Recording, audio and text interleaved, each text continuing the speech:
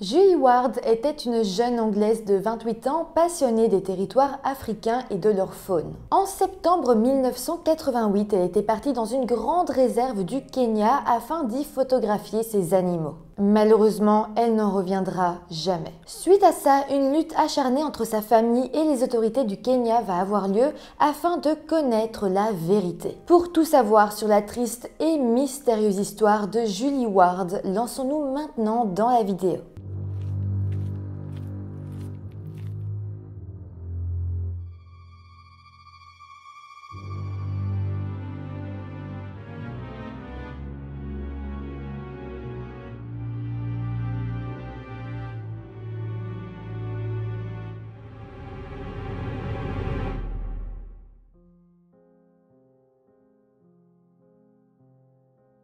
Hello tout le monde, j'espère que vous allez bien. On se retrouve aujourd'hui avec une histoire qui se passe dans les années 80-90. Vous allez voir, elle est extrêmement passionnante, extrêmement mystérieuse.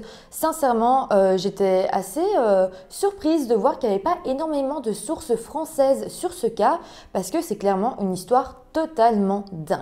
Avant de commencer la vidéo, comme d'habitude, je vous rappelle de vous abonner à la chaîne si ce n'est pas encore fait, ça m'aide énormément. Alors merci à tous ceux qui le feront et merci à tous ceux qui sont déjà abonnés. Et voilà, maintenant que tout ça est dit, lançons-nous dans la vidéo. Julie Ward était une jeune femme calme et douce de 28 ans qui était née le 20 avril 1960.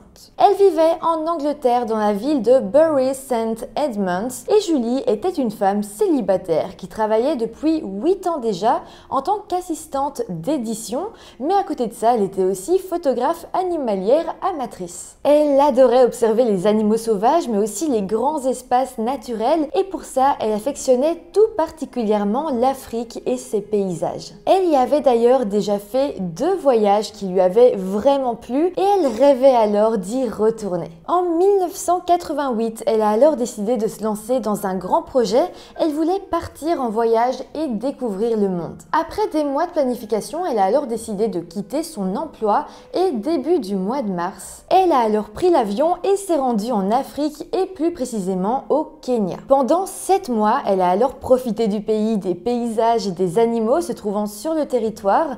Elle aimait voyager seule et passer de longs moments en communion avec la nature, et puis elle se promenait presque toujours avec son appareil photo pour essayer de capturer les plus beaux clichés. Elle était aussi tombée amoureuse de la culture du pays et de son art en général, et elle avait alors émis l'idée de créer une petite entreprise de vente de bijoux tribaux. Au début du mois de septembre 1988, Julie se trouvait alors à Nairobi, la capitale du Kenya, et malheureusement pour elle, son voyage touchait tout doucement à sa fin. Elle était en fait censée repartir chez elle aux alentours du 10 septembre. Mais malgré tout, elle avait vraiment envie de profiter de ces derniers moments sur place. Alors le 2 septembre 1988, elle a quitté la ville pour faire une escapade dans la réserve nationale de Masai Mara, située au sud-ouest du Kenya et qui est d'ailleurs le parc le plus connu et le plus fréquenté du pays et qui compte d'ailleurs énormément d'espèces d'animaux. Pour faire cette visite, eh bien Julie n'était pas seule, elle était accompagnée d'un ami à elle qu'elle avait rencontré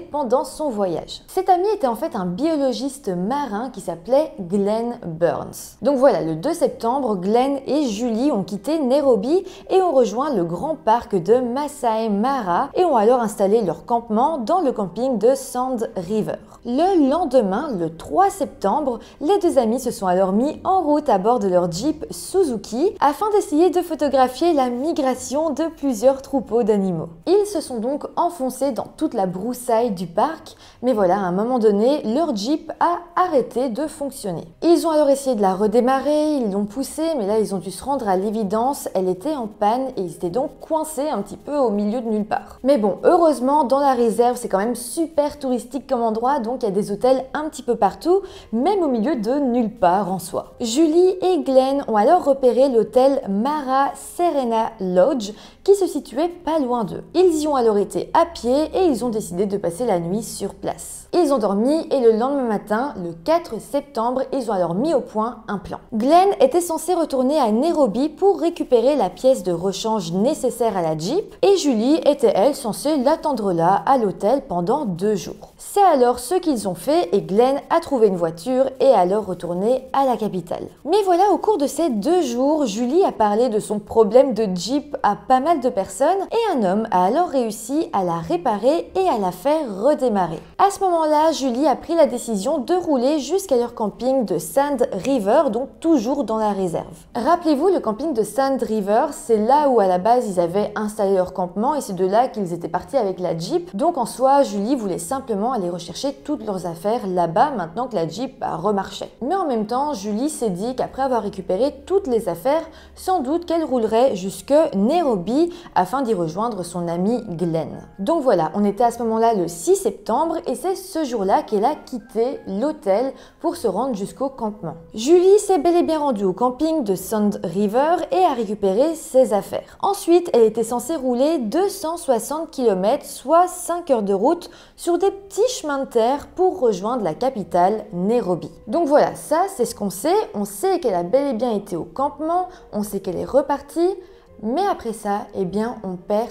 totalement sa trace. Le premier indice, la première chose qui a montré que quelque chose n'allait pas, c'est lorsque son père, John Ward, qui était un riche hôtelier de 57 ans, a essayé de téléphoner à sa fille mais qu'elle n'a pas répondu. Le voyage de Julie touchait tout doucement à sa fin et elle était censée retourner en Angleterre, donc son père l'appelait pour savoir comment elle allait s'organiser pour son retour, mais là, il avait beau l'appeler encore et encore, eh bien sa fille ne lui répondait jamais. Il a alors appelé des amis de Julie qui se trouvaient à Nairobi. Ses amis ont alors dit au papa de Julie que voilà, elle ne se trouvait pas dans la ville, mais que par contre, il pouvait contacter Glenn parce que lui était justement parti en escapade avec elle, donc peut-être que lui en saurait plus. Là, John, le père de Julie, va appeler Glenn. Et Glenn était en fait lui aussi très inquiet parce qu'il n'avait pas de nouvelles de Julie. Il disait qu'elle n'était pas à Nairobi et qu'elle ne se trouvait pas à l'hôtel où il l'avait laissée avant de partir rechercher la pièce manquante de la Jeep. Donc clairement, lui aussi n'avait aucune idée de où est-ce qu'elle se trouvait. D'ailleurs, il dira que lorsqu'il avait fait le chemin de Nairobi jusqu'à l'hôtel où il l'avait laissée, il avait trouvé aucune trace de la Jeep, donc elle n'était pas du tout sur le chemin. Il ne savait pas du tout où elle pouvait se trouver. Le lendemain, soit le 11 septembre, John, le père de Julie, va alors prendre un avion pour se rendre au Kenya et participer activement à la recherche de sa fille. Sur place, il va alors louer un hélicoptère et 5 avions pour parcourir l'entièreté de la réserve animalière. Donc à bord des avions, lui et les pilotes ont fouillé toute la zone. Mais là, à un moment donné, un des pilotes va remarquer justement une Jeep Suzuki qui était comme à l'arrêt dans un fossé justement à côté d'un cours d'eau. Là, John, le père de Julie, a demandé à ce que l'on se pose et il a été sur place pour vérifier s'il s'agissait ou non de la voiture de sa fille. Nous étions donc à ce moment-là le 13 septembre. Une fois sur place, John s'est alors approché de la Jeep et a découvert que la voiture avait été brûlée. Il a alors regardé à l'intérieur et c'est là qu'il va découvrir un corps démembré. On aurait dit que tout le corps ne s'y trouvait pas réellement, mais en tout cas, il y avait des morceaux de corps démembrés. Et malheureusement, très rapidement, on va apprendre qu'il s'agissait bel et bien du corps de sa fille, Julie. Là, évidemment, les autorités du Kenya vont réagir et une enquête sera ouverte. Mais bon, sincèrement, la police du Kenya n'a pas vraiment très fort poussé l'enquête et même souvent les enquêteurs sont soudoyés. Je vous dis ça parce que clairement dans cette histoire, ça va pouvoir se vérifier à multiples reprises. Donc voilà, face à cette scène de violence extrême, les enquêteurs donc du Kenya vont dans un premier temps se dire que la théorie principale était que Julie avait été frappée par la foudre et puis mangée par des lions. En fait, ils vont même établir le scénario suivant. Julie roulait et puis sa Jeep s'est embourbée et c'est là qu'elle a alors décidé d'allumer un feu pour la nuit.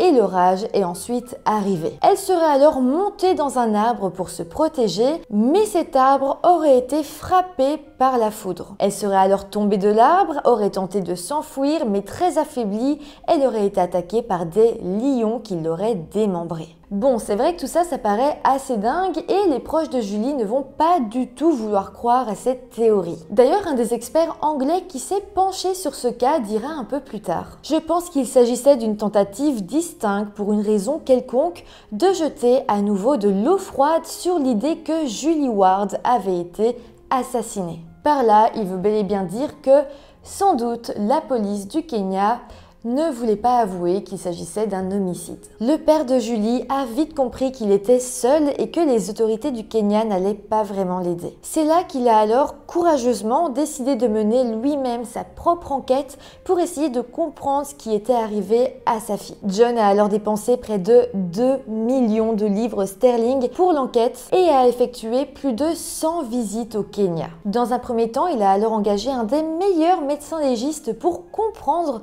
les réelles cause de la mort de sa fille, car le rapport du médecin du Kenya paraissait très peu fiable et allait simplement dans le sens de la théorie des policiers. Et là, grâce à cet expert anglais, John va se rendre compte que le rapport du médecin légiste du Kenya avait été modifié et que rien de temps ne collait. Dans ce rapport, il était écrit que les os de Julie avaient été rongés par des animaux. Mais lorsque le médecin légiste anglais va analyser le corps, il dira clairement que les os avaient été coupés par une lame tranchante. Il dira même que Julie semblait avoir été décapitée avec un outil lourd et pointu qui lui avait été enfoncé derrière la nuque. Ce médecin légiste a d'ailleurs ajouté: je n'ai aucun doute sur le fait que Julie a été assassinée, démembrée et dispersée partout. Donc rien qu'avec ça, on avait la confirmation que les autorités du Kenya essayaient bel et bien de dissimuler le fait que Julie avait été assassinée par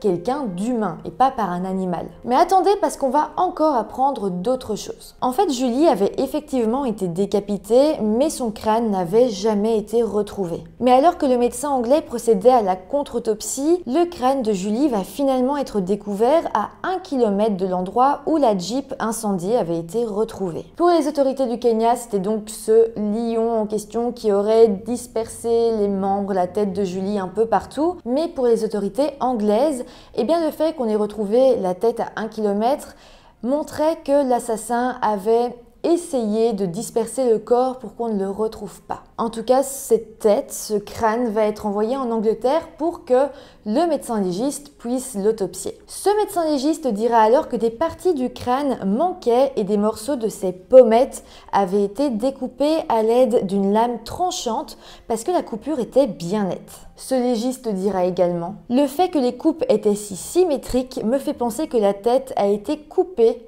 après la mort. Donc ici, on a plein de morceaux de corps dispersés un peu partout, on a une voiture incendiée, tous les morceaux de corps n'ont pas été calcinés, je le précise, et donc à cause de tout ça, eh bien, le médecin légiste a beaucoup de mal à comprendre de quoi exactement Julie est décédée. En fait, il notera qu'il n'avait aucune idée de la cause exacte de la mort de Julie, mais il dira qu'il n'y avait absolument aucun signe de blessure d'un animal. Ce qui est curieux, c'est que le crâne a été retrouvé à 1 km des autres restes, mais n'a pas été brûlé. Il me semble qu'elle a été tuée, démembrée, puis dispersée partout. En tout cas, après ça, un autre pathologiste anglais s'est penché sur le cas et lui aussi a affirmé que le corps de Julie avait été démembré à l'aide d'une machette, puis aspergé d'essence et incendié. En fait, le fait que sa voiture ait pris feu n'avait donc strictement rien à voir avec un orage. En fait, à l'intérieur et sur certaines parties du corps, on a retrouvé une grande quantité d'essence, donc ça venait là encore prouver qu'on était face à un acte criminel et rien de naturel entre guillemets. Suite à ça, John Ward, le père de Julie, a accusé le gouvernement du Kenya et l'ancien président Daniel Arap Moi d'essayer de dissimuler le meurtre de sa fille pour des dommages à l'industrie touristique. Suite à ça, les autorités ont alors fini par reconnaître que Julie avait finalement été assassinée. Même si oui, effectivement, c'est une petite victoire, une grande victoire même,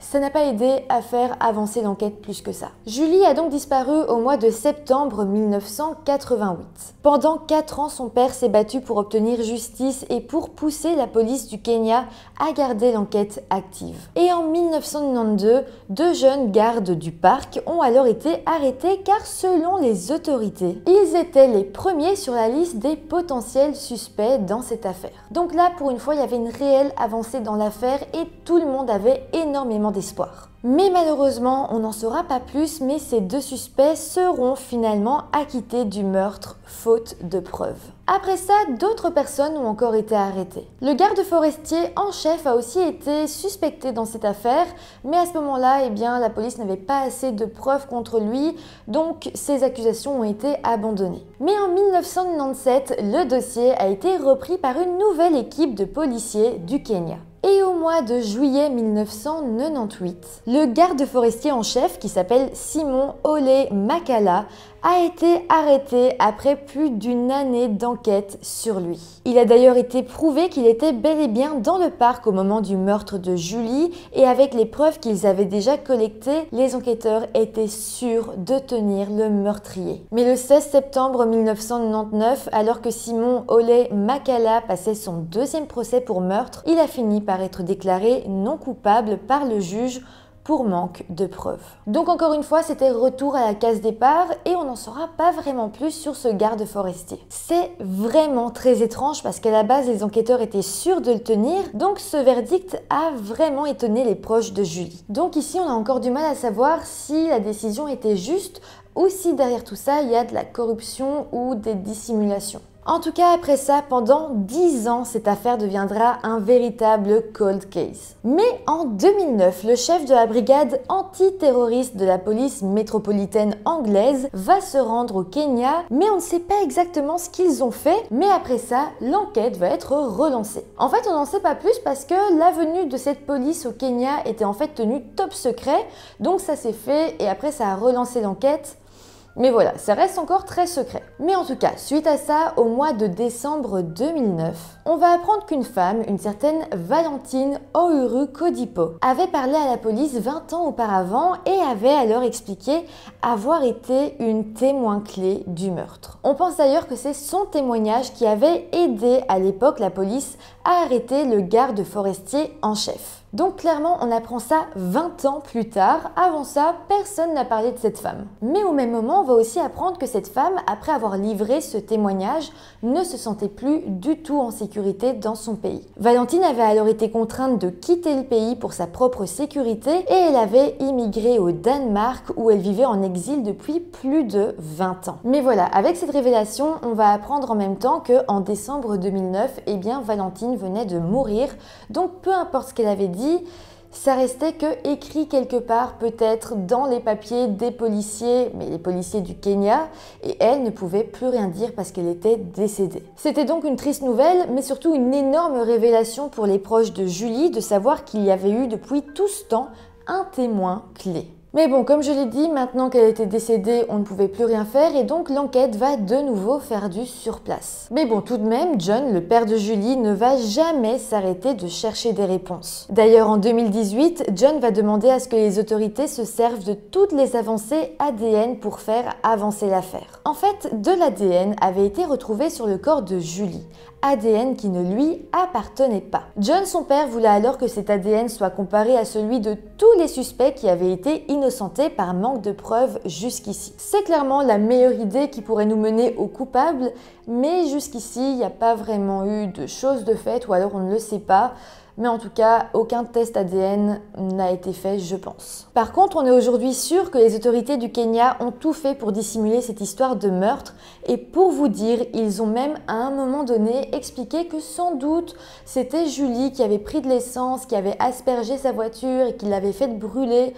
Enfin, des choses qui ne sont pas possibles vu les faits, mais ils ont inventé à peu près tout ce qui est possible pour essayer de dire que Julie n'avait pas été victime d'un acte criminel. Donc je me demande si c'est pas pour ça que les recherches ADN prennent autant de temps, c'est peut-être parce qu'ils ont peur de découvrir la vérité. Aussi, une autre chose qu'on a découvert par rapport à la police du Kenya, c'est qu'une déclaration faite par John, le père de Julie, peu après la mort de sa fille, qui a été transmise à la police métropolitaine, avait en fait été modifiée. Il manquait en fait 10 pages par rapport à la déclaration originale. Et une page avait même été totalement modifiée. On avait modifié ce qu'il avait dit afin d'atténuer les critiques à l'égard du système judiciaire du Kenya. Malheureusement aujourd'hui, John Ward est mort, mais les deux frères de Julie, Robert et Tim Ward, se sont jurés de poursuivre l'enquête commencée par leur père afin d'un jour pouvoir connaître la vérité et rendre justice à leur sœur, mais aussi au combat de leur père pendant toutes ces années. Ils préparent aujourd'hui un second livre sur toute cette affaire parce que avant eux, leur père en avait déjà écrit un qui s'appelle « Les animaux sont innocents » et Robert Ward a d'ailleurs ajouté « J'ai toujours dit à papa, si nous ne pouvons pas gagner les contestations judiciaires, exposons-les au moins et disons la vérité à tout le monde. » Voilà, c'est comme ça que se termine cette histoire. J'espère de tout mon cœur qu'un jour on saura la vérité, mais dans tous les cas, je trouve que le mot de la fin de Robert, le frère de Julie, est assez beau en disant que le principal, c'est que les gens sachent et qu'on sache que Julie a été assassinée par quelqu'un. En tout cas, j'espère que cette vidéo vous aura intéressé. N'hésitez pas à vous abonner à la chaîne, n'hésitez pas à mettre en commentaire tout ce que vous pensez de cette histoire, à mettre des petits pouces en l'air. Et moi, je vous retrouve très bientôt pour une nouvelle vidéo. Bye!